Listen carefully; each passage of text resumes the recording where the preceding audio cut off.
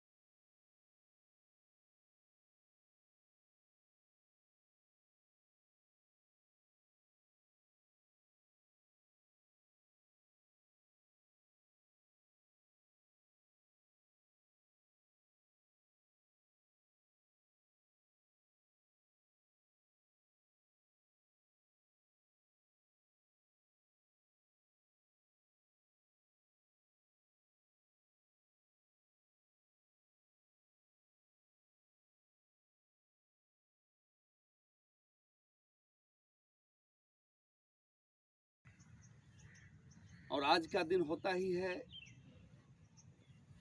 इस बात के मूल्यांकन के लिए, समझने के लिए कि हमने कितनी यात्राएं पूरी की है, कितने और सफ़र हमें पूरा करना है, 74 वर्ष में हमने क्या हासिल किया है।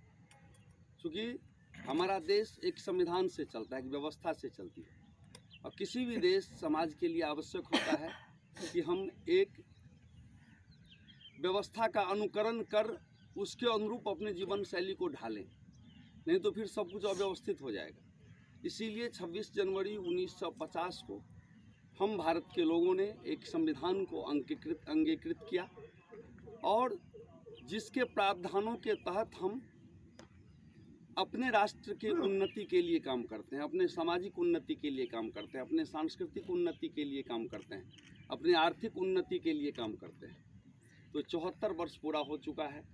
74 वर्ष पहले हम कहाँ थे? 15 अगस्त 1947 को आज़ादी मिलने के बाद संविधान सभा के द्वारा बाबा भीमराव अंबेडकर जो प्रारूप समिति के अध्यक्ष थे के द्वारा जिस संविधान की परिकल्पना 389 सदस्यों ने मिलकर की, प्रावधान किया, वह हमारे राष्ट्र को आगे बढ़ाने में, हमारे समाज को आगे बढ़ाने में कितना सक्षम हुआ है, यह हमें समझना होगा और हमें समझना भी चाहिए। क्योंकि अगर राष्ट्र के पास एक लक्ष्य नहीं होता है, अगर हमारे पास लक्ष्य ना हो तो फिर हर काम मुश्किल हो जाता है। जैसे बच्चों के लिए लक्ष्य होता है कि हम जब नामांकन लेते हैं तो हमारे पास एक लक्ष्य होता है कि हम पढ़ाई पूरा करेंगे, उनके पास लक्ष्य होता है पढ़ने के बाद हम क्या करेंगे। इसी प्रकार राष्ट्र का भी लक्ष्य होता है, और वह लक्ष्य समाज का लक्ष्य होता है, वह लक्ष्य युवकों का लक्ष्य होता है। क्योंकि आप सबको मालूम है कि हमारा देश सबसे युवा देश है, पूरे विश्व का सबसे युवा देश है, सबसे ज़्यादा युवा आबादी हमारे पास है। तो यह हमारी ताकत भी है और यह हमारी चुनौती भी है। ताकत है कि युवा के ताकत के बल पर हम कुछ भी करने की क्षमता रखते हैं, हम बड़ा से बड़ा लक्ष्य का निर्धारण कर सकते हैं। और चुनौती है कि इतनी बड़ी युवा शक्ति को रोजगार का अवसर प्रदान करना, इतने बड़ी जो हमारी युवा शक्ति है उसे वो उसके सपनों को पूरा करना, क्योंकि अगर उनके सपने पूरे होंगे तो देश के भी सपने पूरे होंगे। आज हम 75वां जब गणतंत्र मना रहे हैं तब हमारी उपलब्धियां भी बहुत हैं। हम चंद्रमा पर पहुंच चुके हैं,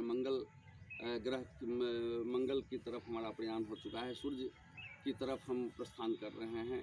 पहली बार हम अपने मिसाइल को विदेशों में बेचने का काम कर रहे हैं। हमारा देश ब्रह्मोस मिसाइल अभी फिलीपींस या किसी देश को पहली बार बेच रहा है, जो आज तक हम केवल खरीदते आए हैं। जब हमारे युवा अच्छे साइंटिस्ट बनेंगे, हमारी जो अंतरिक्ष की उपलब्धियां हैं वो क्यों हैं?